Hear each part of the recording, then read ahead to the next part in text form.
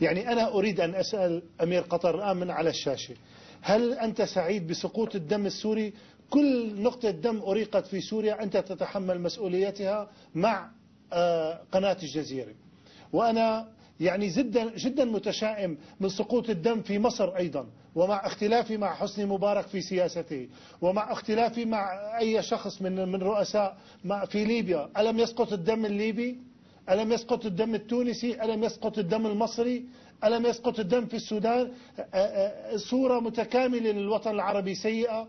هل يرتضي لنفسه أن يقتل هذا الطفل أو تترمل هذه الامرأة أو هذه الأم تفقد ابنها؟ من أجل ماذا؟ من أجل أن يكون لك كيان في هذا الوطن العربي وتتزعم الوطن العربي؟ ألم يكن الرئيس السوري بشار الأسد هو من أخذ بيدك كالطفل الصغير ودلك على طريق المقاومة وقال هذه حماس وهذا حزب الله وهذه سوريا، ووضع لك لبنى في منطقة الشرق الأوسط؟ من يعرف قطر؟ لا أحد. الرئيس السوري هو من صنع لأمير قطر هذا المجد وكلنا نعرف، ولكن يبدو أن أمير قطر ترازل حتى على أسياده. وللأسف أنا جريح جدا من سقوط أي دم سوري على الأرض السورية نتيجة هذا التحريض من قناة الجزيرة. وإذا كان لا يعرف من هو أبوه فليسأل أمه عن أبوه من يكون أبوه، ولو كان ابن أمه وأبيه لما فعل بالسوريين ذلك، ولما حرض قناة الجزيرة أن تبث سموم. أنا لست ضد أن تنقل خبر، أن تنقل هناك مظاهرة أو هناك اعتراض، هذا أمر طبيعي. أما أن تفند وأن تؤول الشعب السوري وأن تقيم الدنيا ولا تقعدها، يعني ما شاء الله كأنه المملكة التي يجلس بها والعرش الذي يجلس به يعني نظامي.